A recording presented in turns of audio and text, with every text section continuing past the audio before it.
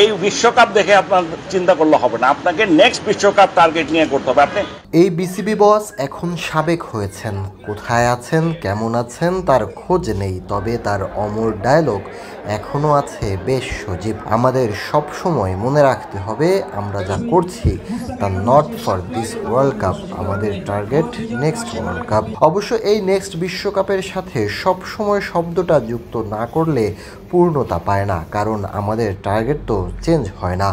কখনো কখনো যদিও চেঞ্জ হয় তবে তা বদলে যায় মুহূর্তেই।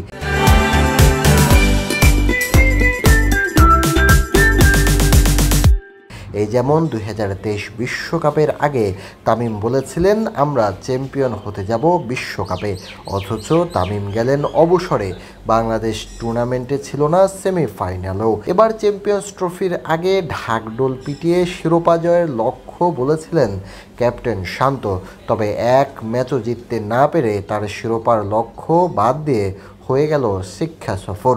তিনি বলেছেন আমরা এই ভুল থেকে শিখছি, অর্থাৎ এই কথারও স্পষ্ট অর্থ এখান থেকে শিখেই আগামী কোনো ইভেন্টে কাজে লাগাবেন তারা। ভারতীয় এক সিনেমার বিখ্যাত সেই ডায়লগ তারিখের পর তারিখ, তারিখের পর তারিখ। বাংলাদেশ ক্রিকেট দলও সেই তারিখের পর তারিখই দিয়ে যাচ্ছে বাংলাদেশের ক্রিকেট প্রেমী দর্শকদের। 2014 থেকে 2019 সাল পর্যন্ত যেখানে এই দলটাকে নিয়ে সবাই স্বপ্ন দেখা শুরু করেছিল, সেই দলটি যেন এখন শেষ অর্ধযুগে হেঁটেছে উল্টো পথে।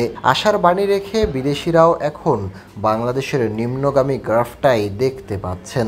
এই যেমন কদিন আগেই ভারতীয় সাবেক ক্রিকেটার দীনেশ কার্তিক বললেন তার নাকি ভয় হচ্ছে বাংলাদেশ না আবার আয়ারল্যান্ড জিম্বাবুয়ের মানে চলে যায়।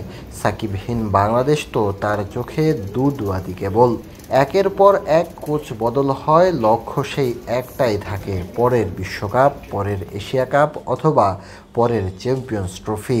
ফলাফল প্রতিবারই হতাশা আর হতাশা, তবুও বাংলাদেশের দর্শকদের আশা এখন সামনের বিশ্বকাপে। Shariful Islam, sports Times.